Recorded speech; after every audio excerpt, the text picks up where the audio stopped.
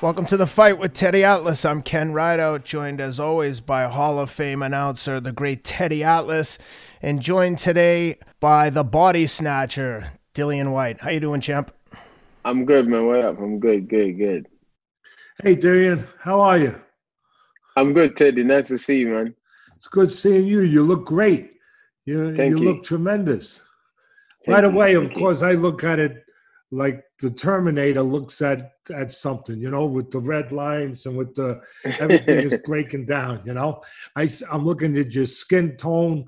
It looks good. I'm Thank looking you. at your face. I'm looking at your body. Thank Your you. weight is good. You look vibrant. You look alive. You don't look like you're worn out. Sometimes fighters at the end of camp, they look worn out. Yeah. You look the way you're supposed to look. Guys, before we dive into things with Dillian, just want to give a quick shout out to BJJ Fanatics. Teddy's got a boxing tutorial on there that is second to none. Check it out at dynamicstriking.com. Search for Teddy Atlas. I believe he's the only boxing tutorial on there. Certainly one of the highest rated episodes they have. You guys will find everything you need there to do some home training. Whether you're looking to train at home or you're a trainer looking to pick up some advice for how to train fighters, everything you need to know is covered in this tutorial series. So check them out at dynamicstriking.com. Search Teddy Atlas for all your boxing tutorial needs. Thank you. Thank you. We've been working hard, because the fight got rescheduled a few times and stuff. But I got some good guys here, and I just listen to what they tell me to do. They say do this, do that. I say okay, cool. I never ask what we're doing when we're doing it. And I just say okay, it's what time I need to be at the gym, and I said this time I just get up and I just go, man. That's it. It's been a long camp for you, hasn't it? Yeah. It's been a strange camp as well, because the time and the place and trying to get people backward and forward to camp and stuff because of quarantine and laws changing and stuff. But it's been eventful. Tell the people where you are, because I don't think everybody knows that you're in Portugal. Yeah, I'm down in Portugal. I go home tomorrow. I leave first thing tomorrow morning.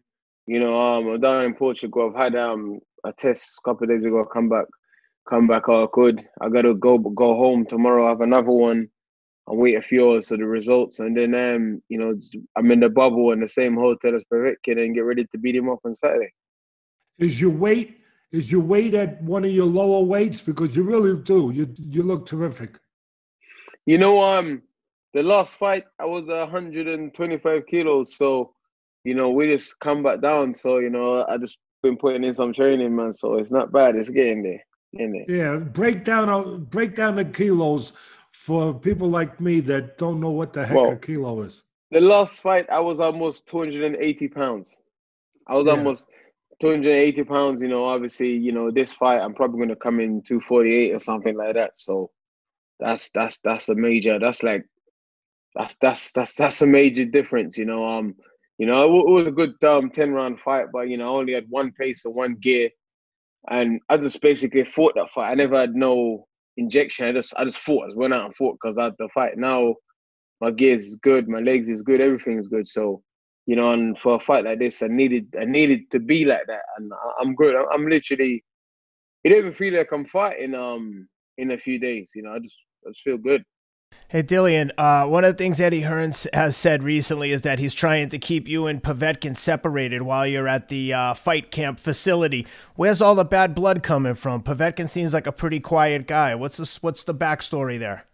He's a pretty quiet, respectful guy. But these guys, they're professional. They're old school Russian. They know, these guys who do little things to friend you up and be polite, but to annoy you at the same time. And I'm the kind of guy where I'm like this. I'm cool. I'm respectful, But if I sense any form of foul play, I will go off. I'm not one of those guys that stays in the middle. If I get pissed, I get pissed. I'm not one of those guys that's like, oh yeah, I'll just like I've controlled myself and I've gotten better over the years. But if I feel like someone's trying to jeopardize my situation or trying to play some sort of mind game, I'll just send up. I'll just say, that's just who I am. I'm a kid from the street and a sufferer in life. So that's what I know to do. If you threaten me and I feel threatened, then I do what I know to do, and that's to defend myself regardless. So, so I try and avoid situations. So if I can, it's not that, I'm worried or anything. I just prefer to avoid situation because I don't know I'm going to react. I might just, so, so I prefer to just limit it as much as I can, Yeah. What are some of the things that are problematic that are going on that you can tell us that that you don't feel are right? There's going to be about 6 big heavyweights in the same hotel that's fighting on the card. We are going to be commuting backward and forward. Heavyweights are volatile anyway. Some guys might be looking at you a certain way, and obviously I don't understand what they're saying. They may be looking at me and saying stuff in their own language. I don't know what they're saying. So if I feel a certain way, like, then I will be like, yo, what up? What's up? I'm just, so I just prefer to avoid, like my father said, prevention is better than cure, man. So, I don't want to give no one an excuse for the fight not to go on or for them to find me or anything like that. But so I just prefer to just keep cool, man, and focus on what I need to focus on, and that's it, obviously. But so as I do is them guys, they're old school, they're Russians, obviously a bit older than me, a bit more mature than me. So, they just little things people like to do and like to say, and I'm not really interested in it, to be honest. It's either if we're at war, we're at war. I'm not someone that's going to be like, yeah, we're at war, we're at war. If we're not at war, we're not at war, Dillian, listen, it's good practice for what you're about to have to do on Saturday, controlling yourself. Yes. Look at it that way. Look at it that way. You're getting a gift.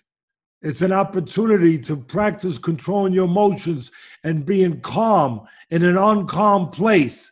And they're giving you something to practice with. They're doing you a favor.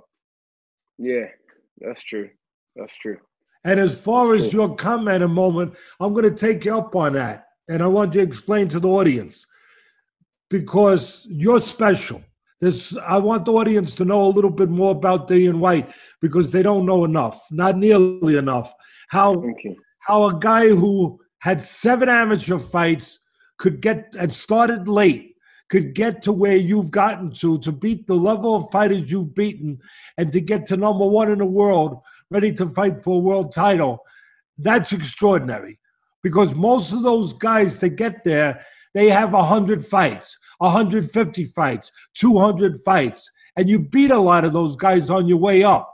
So part of that is because of the journey you've come from, where you've come from, the life that you've had, the things that you've faced, the things that you've gone through, the things that have forged you, the fire that has forged you into the person you are, the man that you are, to be able to do these things with so little experience. So a minute ago, you said they're more mature than me. No. Nobody's more mature than you, because I know some of your backstory. Let the people know some of the story of where Dillian Whyte has come from, please. I don't like to, I don't like the sympathy things. I don't go into too much about my life, but go into a little bit. Basically, my mother left me when I was 2 years old. I never saw her again until I was 13. I was in Jamaica struggling, battling from one place to another place, not having food to eat, not like my dad was around, but my dad's mindset was, if I weren't dead, I was okay. I didn't see much, didn't go to school. That's a bad life. No life, no adult should have much as a kid, So I learned to survive. I had a child at a young age, so I had to grow up. I had to be, I had a child at 13, so I had to be a father from early, and a kid. I had to turn into a man and started hustling and started creating opportunities when there was no opportunities to create, because I had a son to feed, So, but my life, listen, man. I always look at it as someone that's had a worse life than me. It's someone that's struggled more than me. It's someone that's, So I just say, I just do what I know to do, and that's the fight. I say I know to fight more than I know to love or to do anything else. I know to fight, whether it's boxing or fighting in life or survive. That's what I know to do, man. Have you been shot? Have you been shot by a gun? Yeah. Yeah, I've been shot twice and stabbed and stuff, But that was the lifestyle I live, Growing up, I had to take chances to feed my children. I had to take chances. Like, my mom had 12 kids. She was working 3 jobs, and from an early age, I realized that I can't sit at home and depend on my mom to provide me with things I needed or whatever. Because for me, I felt it was too much for her to do by herself. So, I started trying to find money doing other things.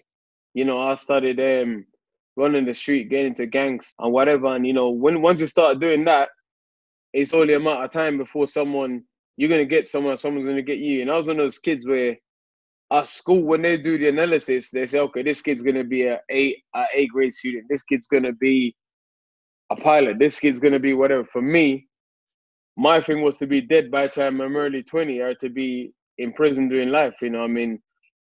And I was on track for that. I was on track for that. And then one day I got in trouble and my mom was like, yo, we lost a brother. One of my brothers got killed and stuff. My mom was like, I can't afford to lose another son, and literally that just changed everything for me, man. I was like, you know what?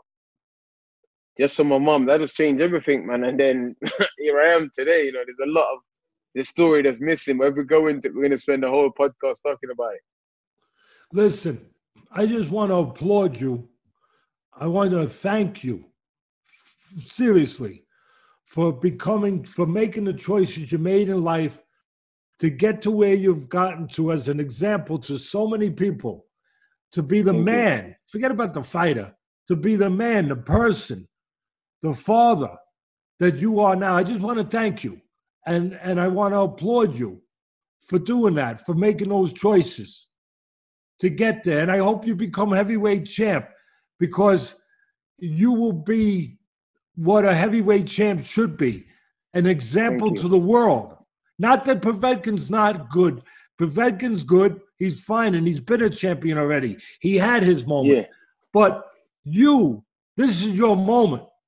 And your story needs to be told to show people, especially today, the way the world is.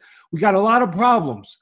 For you to show that you can get from where you came to where you are now by making the right choices, even when things were against you. That is the story of a world champion right there. Good luck. What else can I tell you? Get your hand raised and tell your story. Thank you. Thank you. Thank you, Ted. That's very kind of you, especially someone of the caliber and the knowledge of the game that you have, obviously. I'm not one for going and try. A lot of people like to tell their story. Oh, yeah, someone pulled a knife on me once, and like to tell their story. But I don't like doing that, man, because I see it as, there's always someone else that's had a worse life. I'm alive. Like, sometimes my friends say to me, you're one of the best fighters in the world. And I don't act like it. I don't even go around like that, because I just see myself.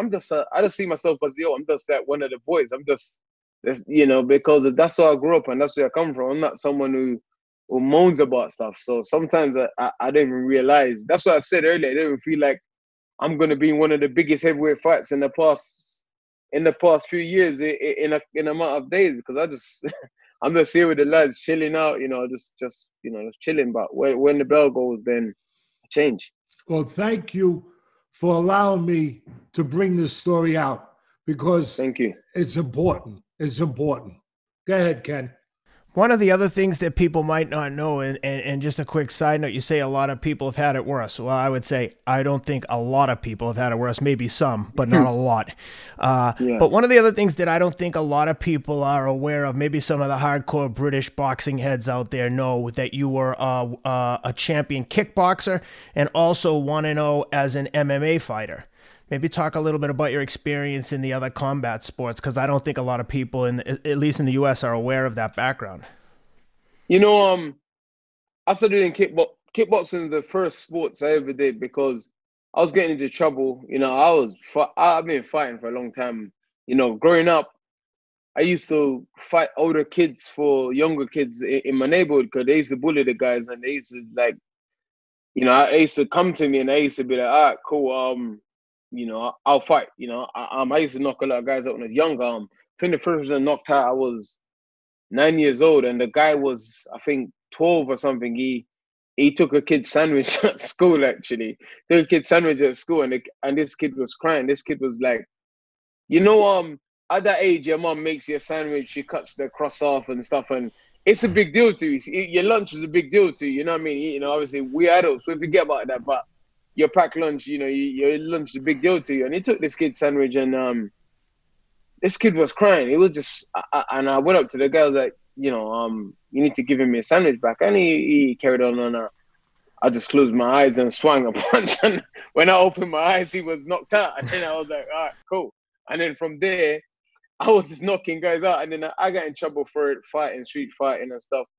Then I had to do like some community service, and we had to go and sign on every day and go to this place. And a friend of mine took me to the kickboxing gym, and I started early, and I've just been in the gym since. I've had loads of kickboxing fights. I won most of them. I actually had 5 MMA fights. Actually, 5. I know I won them all. I had 5. I had 4 in Ireland and 1 in England. In between. But kickboxing for me, it was amazing. It was amazing. At the time, I actually said to my coach, "You can fight people and get paid to do this." I wish I did. I actually wish I started boxing back then. I was surprised that you can get paid to actually beat someone up. And then I fell in love with it. I stayed in the gym. I'm like the youngest ever British heavyweight kickboxing champion. That's pretty good. That's part of what has been your journey, and part of what has allowed you to make up for the lack of experience that you had in boxing to get to where, because that's all part of what you need, facing pressure, facing things that normally you don't have to face in life, and being able to deal with those things. You're 9 years younger than Povetkin.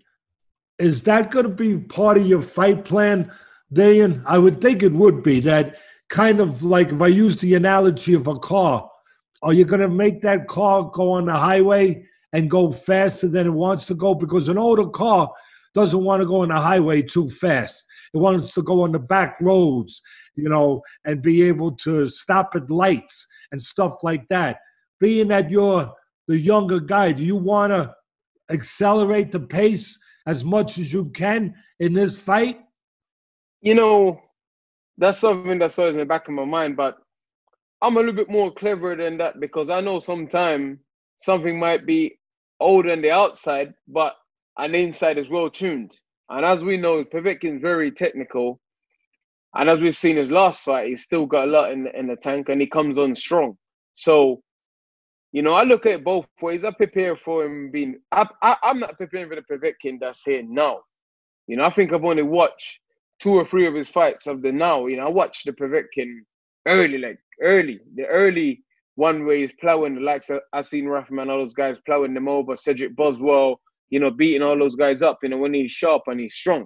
I watched that version of him. I don't think of him as, and times has changed. Heavyweights now is going on till long. Look at George Foreman. Look at Evander Holyfield. Evander Holyfield knocked out Franz Botha when he was 48 years old. And he gave Nikolai Valiev a run for his money when he was almost 50. George Foreman knocked out Michael Moore. So for me, I'm gonna rev the engine high, but I'm gonna use my skills. I'm prepared for wherever he wants to go, whatever he wants to do.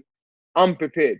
I'm prepared to do whatever he wants. If he wants to have a technical fight, because for me, I'm still learning. So if I can technically outclass him and beat him up at the same time, that would be good for me, because he's an Olympic gold medalist. He's multi-nation amateur champion. He's WBA world champion. He's only lost 2 fights to 2 current reigning heavyweight champion at the time when he lost him. He's very tough. He's a good trainer, obviously. He's had some good coach. He's had Teddy. He's had Castazu. He's had some other guys and stuff. So I know that technically he will still be strong. So I'm just prepping. But whatever, but then I say all of this now, and then I get there and I just go straight to war. So let's see. Whatever he does, I got myself into shape. And I'm ready. I'm ready to go. I'm ready to go. I'm literally ready to go. Whatever he wants to do, I don't care. If you get through Povetkin, there's a lot of talk about what's next. Obviously, Fury Wilder 3 on deck, and obviously there's a lot of hype around the winner fighting Joshua for big money fight. But we all know you're the mandatory in the WBC. How do you see this all unfolding, and what's your game plan? I've heard what Eddie Hearn has to say, but I'd be curious to hear your opinion. Honestly, with the way things is going on, what's going on, Wilder Fury might get delayed again. You know, I want to get through Povetkin, then I would like to fight in December if I can, because then I have 2 back-to-back. You see, it's very important. My last fight was here. This fight, I come up to here now. If I can push on another fight this year and get up to here, and then get to fight Fury next year, and I'm there, that's great. It's 2 back-to-back camps. I press on, and I haven't sat around and wait and sat down in Christmas and eat and got fat and got lazy, you know. So if I can get out late December again, that would be great for me. I'll have this fight. I take 2 weeks rest, and I'll get straight back into training. You know, that's my plan. I would like to fight. You know, when I get past Povetkin, I was gonna say if, but when I get past Povetkin, I'd like to fight Tyson Fury's last opponent before Dillian Whyte after Welling. That would be a great fight, I think, and that would show me where I'm at roughly, because he gave Fury a lot of problem, and I think I'll beat him up as well. So that'd be great if I can get rid of Fury, get rid of Povetkin, get rid of Otto Welling, and then get rid of Fury next year, and then no one can't say I'm not the best heavyweight around if I've done all of that. No one can ever say that if I beat those 3 guys.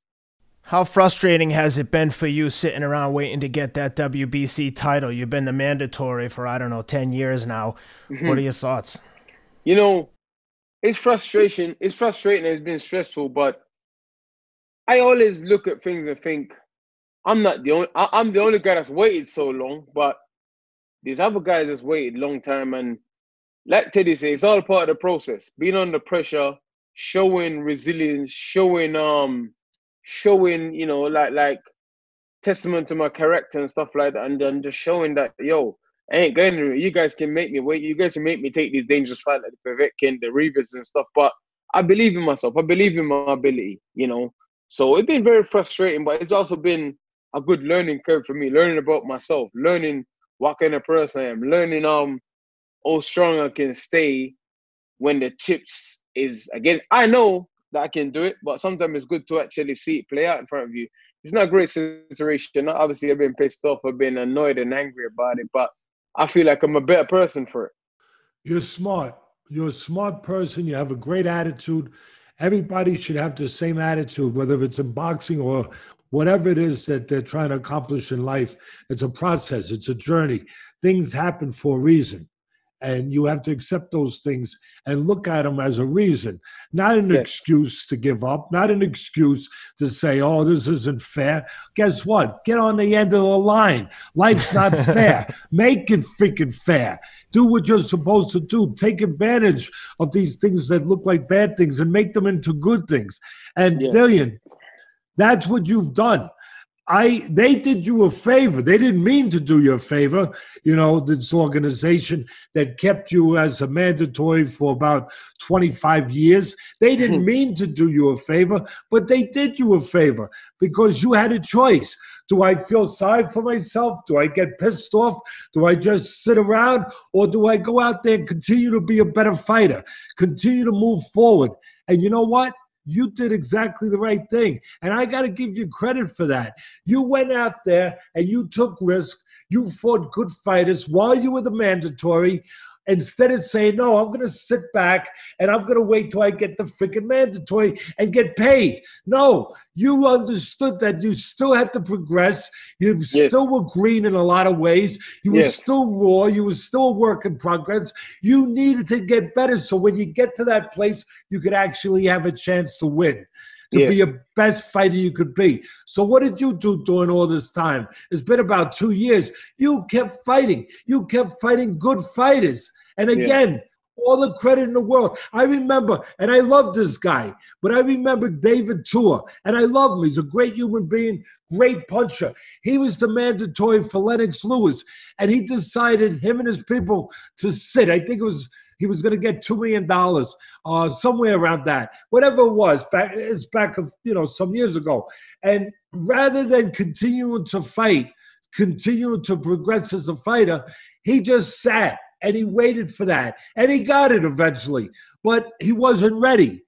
He wasn't what he should have been. He could have been better. You're going to be ready because of the journey or because of the road you chose for this journey. I got a better one for you, Teddy. Bermane Stiverne. He sat down for 2 years and waited for Wilder. He fought only Jason Gavins in that 2 years, I think. That's even better. No, not right. Jason Gavins. He fought not Jason Gavins. I remember the guy's name. Hold on.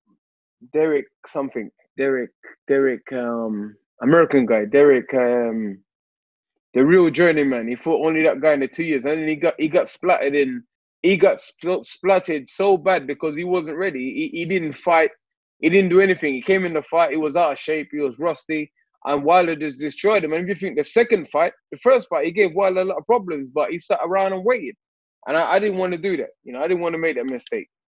No, and listen, you did the right thing. You did the thing that, quite frankly, you did the thing that a winner should do, that a guy who wants to consider himself a winner, a fighter, you continued to do what you needed to do, to challenge yourself. Yes. To forge yourself, to practice at your trade. I'll tell you one thing, God forbid I had to get an operation. I don't want to get surgery by a doctor that's been sitting around for 2 years and hasn't done any surgery. I want him to be doing surgery every day.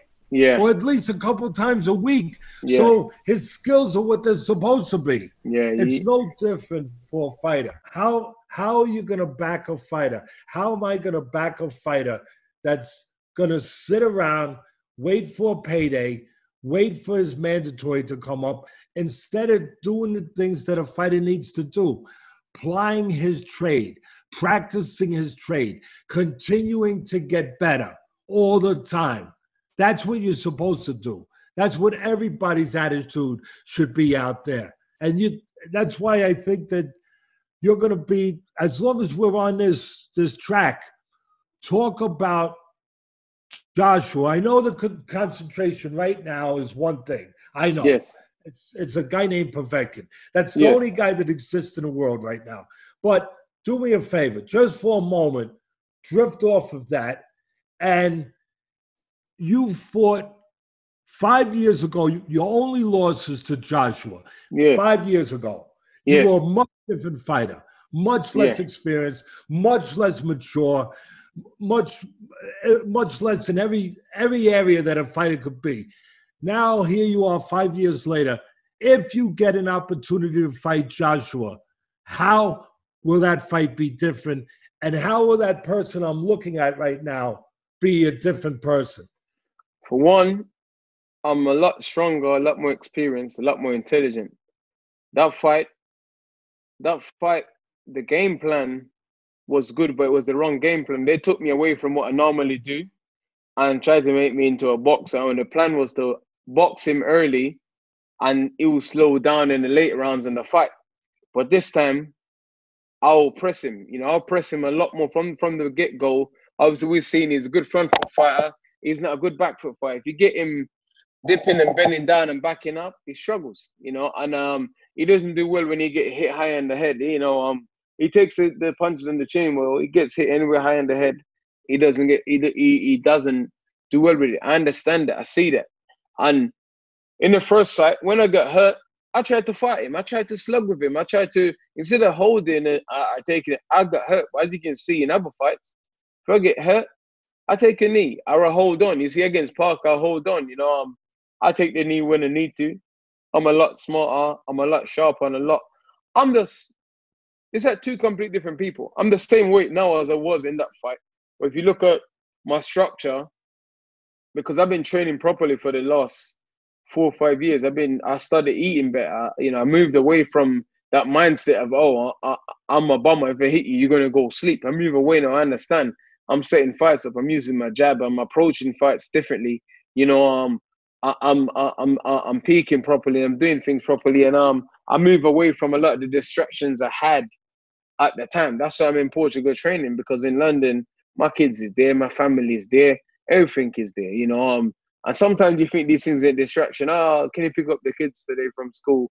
Can you bring this to mom? Can you do, these things, they're distractions you can cope with, but they're distractions you can do without as well, So a lot of things is different. How have you enjoyed your time in Portugal? Where in Portugal are you? I'm in the Algarve, it's like one of the safest places to be in the world at the minute, Sam. It's a safe place. They got a lot of fresh produce here, fish, meat, vegetables and stuff like that. It's been really good. And the most important thing is I had a private base down there that me and my team could train. Like I said, I had a lot of weight to lose. I had to get myself right. I had to get my motivation and mindset right. My mindset's always been the same. It just, I've had different things and my last 2 fights, my head has been in the ozone layer, just spinning around. Obviously, I found out I had all these issues and stuff is going on and all these problems and stuff. So, 2 days before Oscar Rivas fight, I got hit with whatever was going on. My head, I had a great camp for that fight. My head just exploded. It's like, and from that point up until the Marius Wack fight, I lost 6-7 months of my life where if you ask me what happened and what I did in the 6-7 months, I cannot remember. I was just going around like a zombie. I was fighting Rivas just off reflex and instinct. It's when I got knocked down, literally, I was like, okay. I was like, all right, cool. All right, that's how it is. And then I got up and I just started out boxing him and just started bossing him and started pushing him back. So, it's oh man, it just. But no, I'm good now, man. I'm good. Portugal's been good to me. I'm here, and I just feel good. I feel good, man. Dillian, if you don't mind, what was some of the things going on? Obviously, they talk about all this stuff with the drug testing and all that stuff, which turned out to be nonsense. I can't say too much into it because there's still a lot of litigations and stuff going on in the background. But you was one of the few people that supported me and believed in me at the time. So thank you for that, respect for that. what I mean? So that happened, and then imagine you have a good fight. You have a good camp. Everything is great. I weighed in. I was good. I was happy. I was like, you know what? I'm going out there tomorrow. I'm gonna show everyone who Dillian Whyte is. That's Grievous, dangerous guy. Stapan Ruiz going to the Olympics. Beat Brian Jennings, undefeated guy, 27-0, knocked out most of the guys. Tough guy, strong guy. So I'm like, you know what? Cool. Very hard fight. I'm once again the underdog again. I'm gonna go out there in 2 days' time. I'm gonna show everyone why I'm who I am and why I'm a serious threat. And then out of nowhere, you got a phone call, yo, this is going down. And then it's like, okay. And then literally my whole life just stopped there and then. My whole life, all my plans, they took my mandatory position away, gave it to Fury. Man, it was crazy. It was crazy. It's like everything I worked for just stopped right in front of me, and there's nothing I could do. But you did. I carried on fighting. There was some, everyone listening out there, there was something he could do. Yeah. Deal with it. Behave. Behave like a man. Behave like a winner. Behave like a future champion. And don't make excuses. And that's what I did. They called me up at 3 weeks' notice. I said, there's a fight on the undercard in Saudi against Marius Wack. I knew I was about 280, 290 or whatever it was. I did the best I could do. I started running. I sparred a bit, but I know Marius Wack was in shape and I know he was tough. So in my mind, I thought to myself, you know what?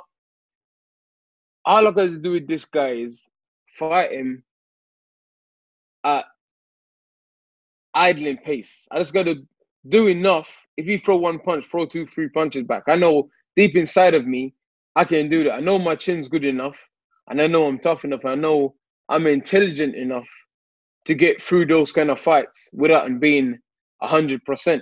I know it's very difficult, very dangerous because Wack's a tough guy and he's strong, and he's got that sort of American. He's a European fighter that's got that sort of American style because he's trained in America and he's tough. So I was like, you know what?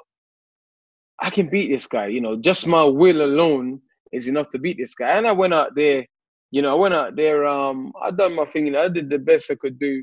I won, I think 8 or 9 out of 10 rounds. You know, and it was all right. It was also for me. It was a test as well because I fought on the big stage when I weren't fit. You know, what I mean, I knew, and I was able to control the pace as well, even though I weren't fit. You know, what I mean, if I'd allow him to up the pace, then I'd have lost. You know, I was able to do some good things, even though I wasn't in a great place. You know.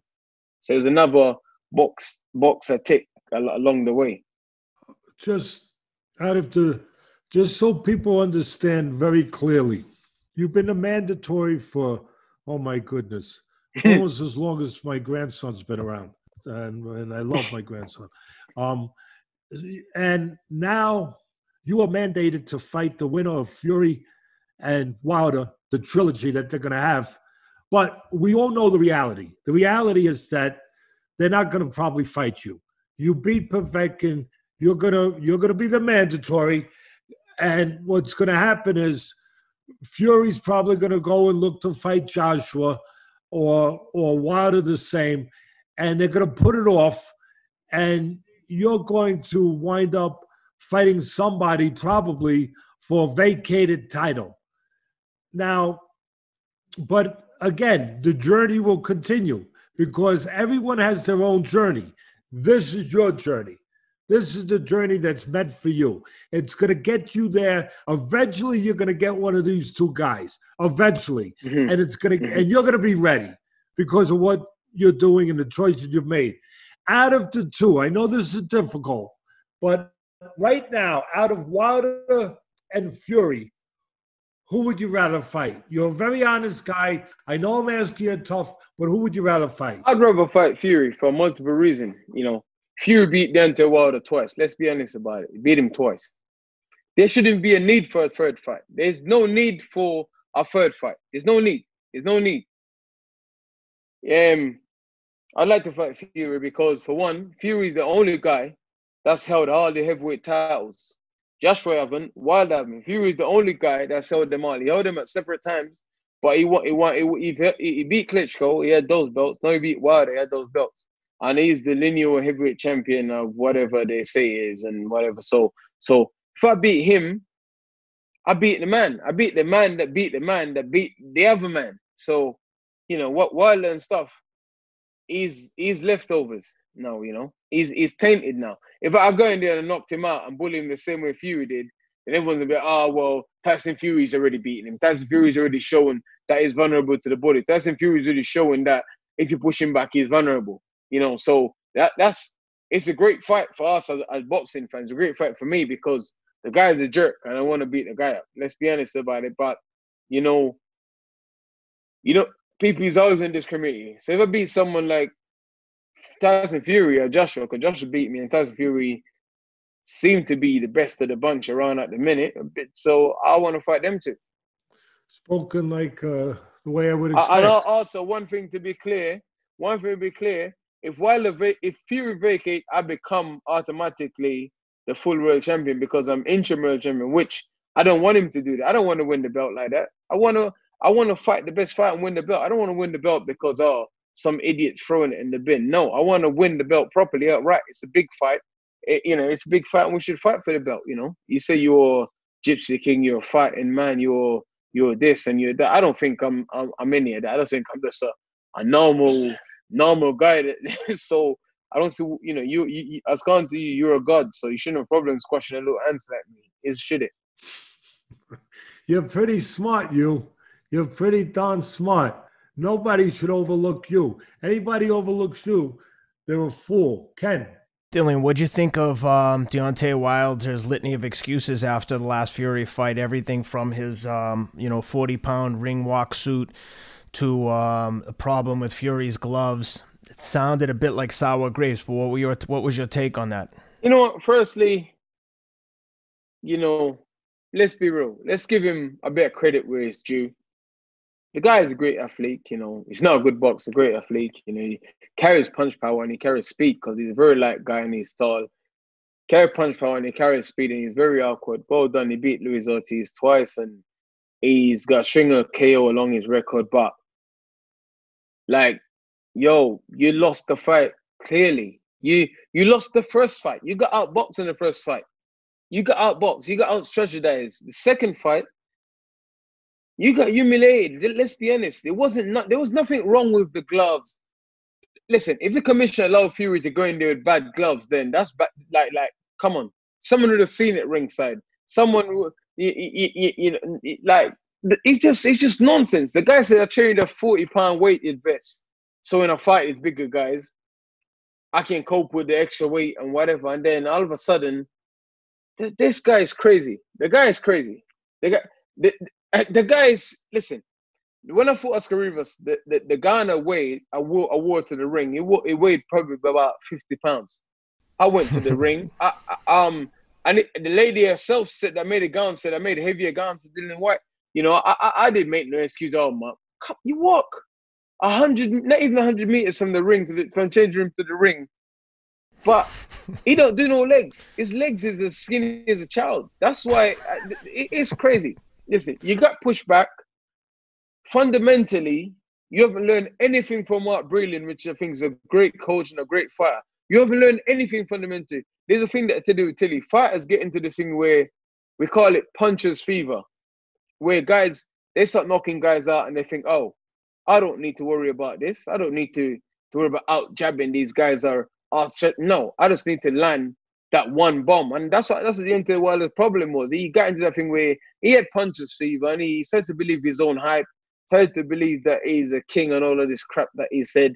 And then he meets someone that takes half an inch step back every time he step forward. I take half an inch step forward every time he step forward. And he couldn't get his right hand off. And then that was it. He don't jab well. He don't throw a hook well. He doesn't work the body and the head well. And that's why Fury got up in the first fight, because he wasn't targeting. I did target Fury's body early, even with just the jab only. Fury wouldn't have been able to get up in the 12th round because his body was still fresh. His leg was still fresh. And the guy is he's just an embarrassment. He's an embarrassment. He should be ashamed because all the good work these previous American heavyweight champions done, he should be ashamed. He should be ashamed of himself making these excuses. Man, if I was his kid, I'd be embarrassed. I wanted to ask you just on a different topic. Do you keep up with MMA now? Do you watch the UFC? I've always watched MMA. I'm a combat guy. Any combat sport you name, I can tell you something about it. I'm a combat guy because fighting is fighting. That's what I say. I'm a fighter before a boxer. I'm a combat guy, so I keep an eye on any style of combat. Even to the point where there's a thing in Mexico where the ladies fight once a year. I think the day after Christmas. I watch it. I can't remember what it's called. I watch that. Like, you know, they put on really nice dresses and they have. It's funny. It's funny. I can't remember what it's called. I watch everything. Well, I've got a matchmaking proposition for you. Someday when you're the heavyweight champion of the world in boxing, we had a guest on here a week or two ago named Francis Ngannou. Huge boxing fan. I think he's destined to be the UFC heavyweight champion. He's got some boxing experience. You've got some MMA experience. How about when you're both champions, we have a crossover match, a boxing match, 6 months later, an MMA match? I told Steve, I told Francis long time ago, I'll fight you in a cage and in a box. And I said, we can have the cage fight first and then the boxing fight. So you don't think I'm trying to get no advantage. Let's do it in the cage. Listen, I just want to fight. I want to fight the best fights regardless. I want to fight the best fights. You know, I want to do stuff that no one else has done. You know, after seeing Stipe Miocic at the weekend, Daniel Cormier, I would fight Stipe Miocic next week. You know, I'll fight him before I fight Povetkin because I think he's easy work. You know, like, I just want to fight the best fights, man. You know, Muhammad Ali did it. Muhammad Ali tried it. He fought a Russia called Antonio Nuke years ago in Kings of the Square Ring. You know, a lot of people don't know that. Obviously, Russell kicked his leg a few times and Ali thought, no. I'm not interested in this. But you know, that's what I want to do. I want to do stuff like that. You know, how great would it be a top boxer goes over to another top sport and beat one of their top guys and come back and beat. I just want to have the best fights, man. And, you know, obviously, I don't care. Everyone's scared to win. Everyone's scared to lose. Everyone's scared to lose. Like, yo, like, if you fight good fighters, you will lose. If you fight good fighters, you will get knocked down. If you fight good fighters, you might get knocked out, you know. But look at Evander Holyfield. Evander Holyfield is probably the greatest heavyweight of all time, in my opinion, because Van Holyfield fought. He's the only heavyweight in his era that fought everyone. He fought Larry Holmes.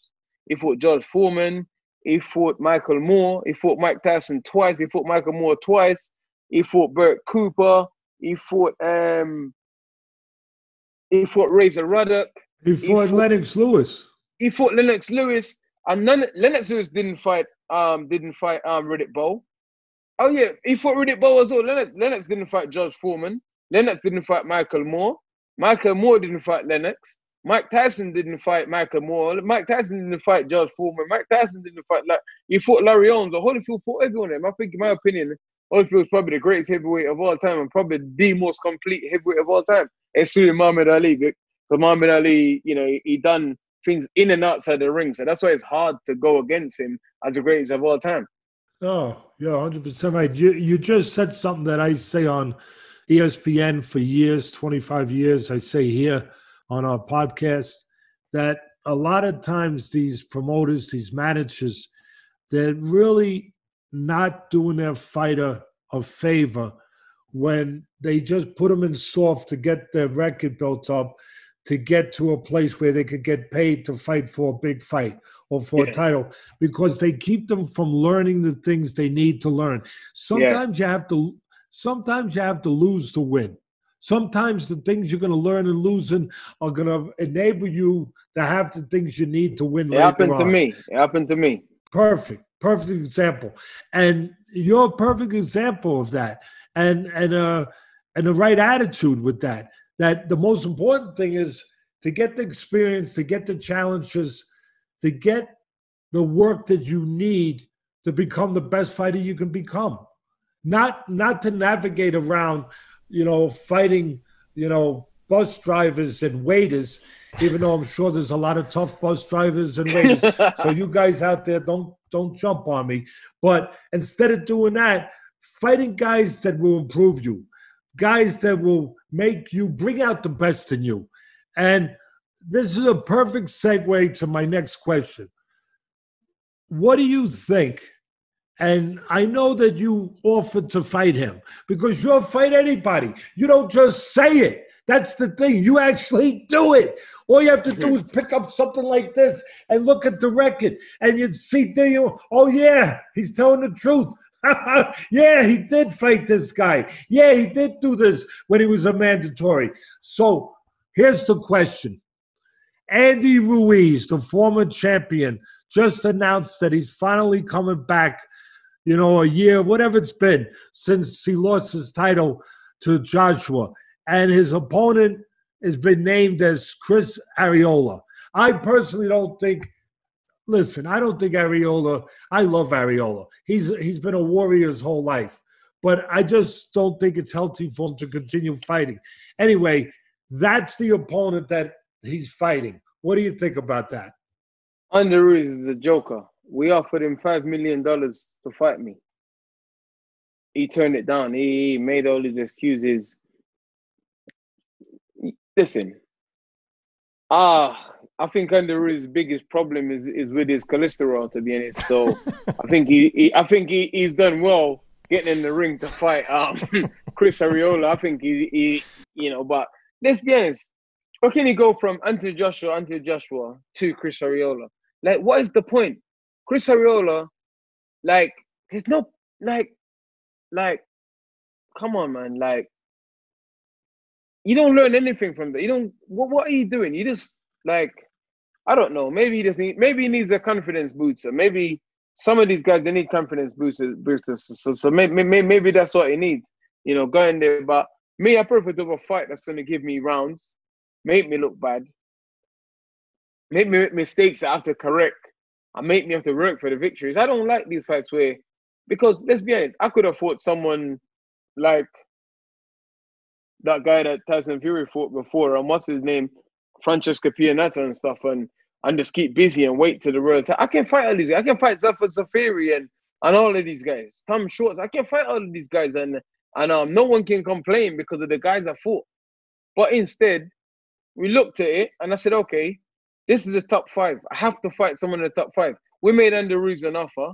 The same amount of money he got to fight Joshua the first time, who was the unified world champion at the time. I'm a nobody. You know, and if you can't get the same money to fight nobody as you get to fight the unified heavyweight champion of the world, then you're a joke. You're not a nobody. You're the number one contender in the world, and you earned the right to be the number one contender in the world.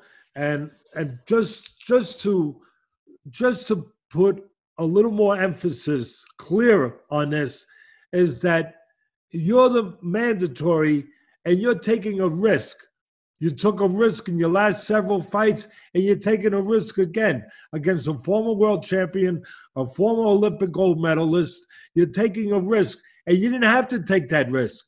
But you're putting your damn money where your mouth. You're putting your mouth where your money is, and you're going and you're taking a risk because you feel that the most important thing is to continue to improve as a fighter, to continue to walk that path of challenging yourself to be ready as a fighter. Because if you don't do that, what's the sense of dodging and maneuvering around, fighting, like I said, cab drivers and bus drivers, tough ones, but fighting them to be able to say that you fought, to say that you got in the ring, and meanwhile, you don't get anything out of it. So you have really you have really earned.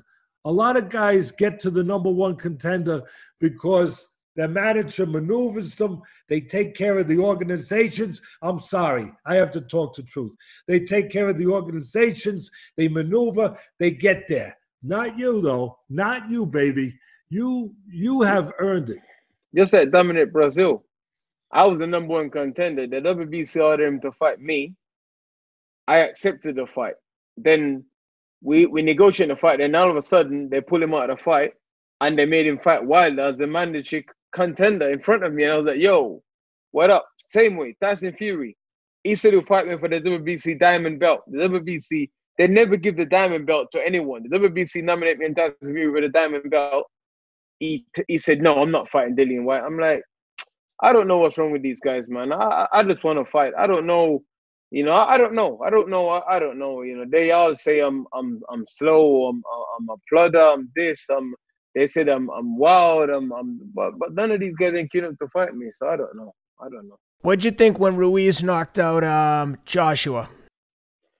I was surprised, to be honest, because Joshua seemed a good.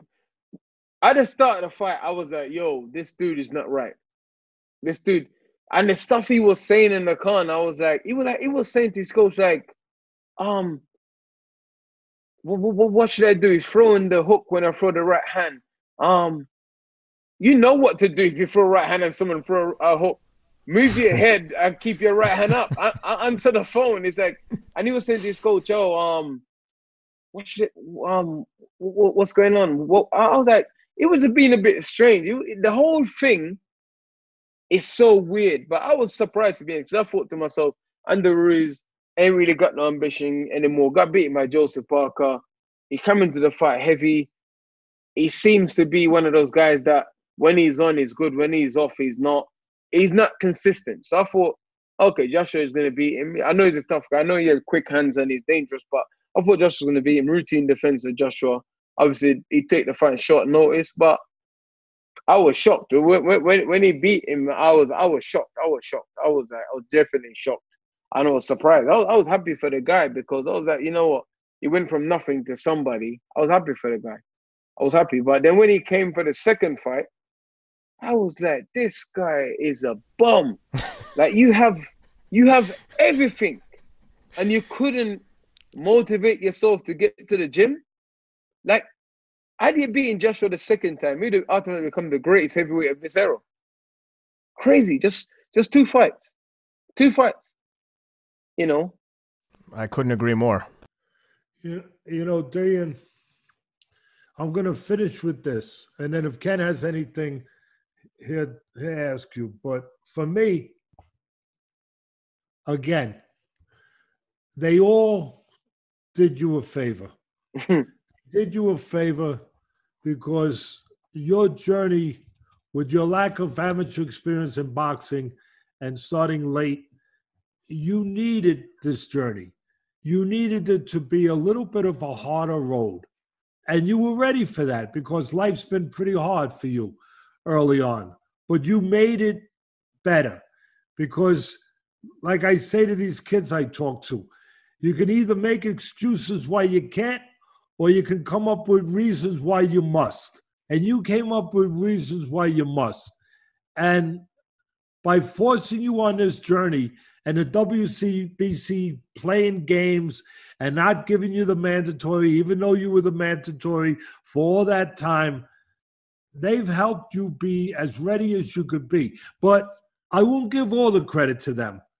You made the choices. When they put you in that position, you could have got pissed. You could have got mad. You could have cried. You could have felt sorry for yourself. You could have been a kid that stomped your feet, but you didn't. You went to work, and you continued going where you needed to go, down that journey to be a world champion. I have no doubt that destiny is for you to become a world champion because you have made your destiny. You have chosen your destiny.